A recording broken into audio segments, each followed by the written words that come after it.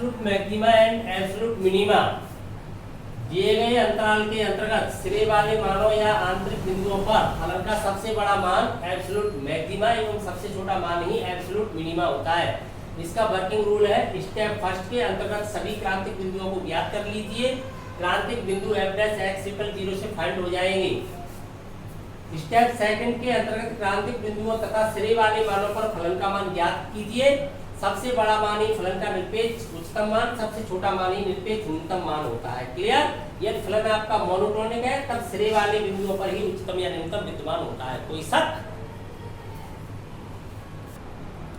स्थानीय उच्चतम तथा स्थानीय न्यूनतम के लिए क्रियाविधि पहला पद है यहाँ पर f'(x) ज्ञात करें।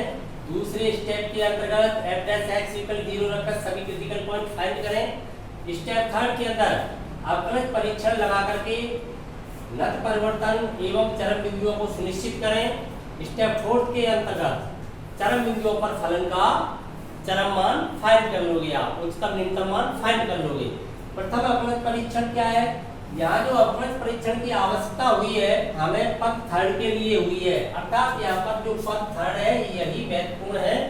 हमें यह सुनिश्चित करना है कौन से बिंदु चरम बिंदु है, कौन से नत परिवर्तन बिंदु है। तो देखिए प्रथम परीक्षण क्या है, x बराबर c के बाएं से दाएं f'(x) का चिन्ह प्लस से माइनस तो स्थानीय उच्चतम एवं माइनस से प्लस तो c स्थानीय न्यूनतम वाला बिंदु होता है।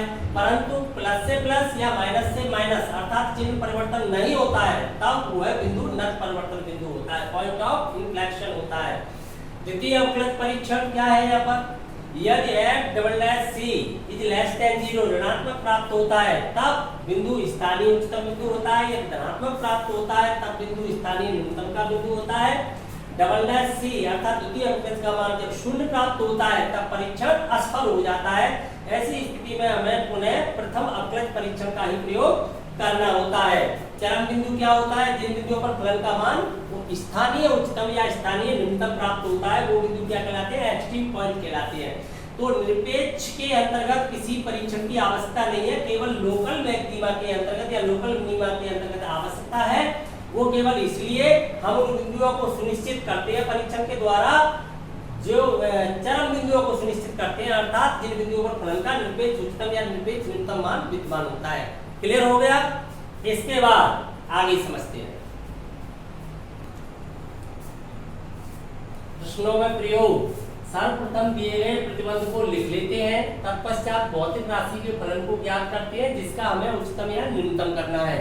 फलन में यदि एक से अधिक चर हो तो प्रतिबंध की सहायता से एक चर का विलोपन कर दिया जाता है एवं एक चर में जब फलन ज्ञात हो जाता है तब हम स्थानीय उच्चतम या स्थानीय न्यूनतम की क्रियाविधि का प्रयोग कर देते हैं।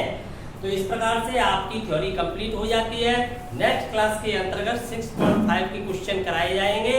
मिलते हैं नेक्स्ट क्लास में, बने रहिए मैथ्यू पॉइंट के साथ।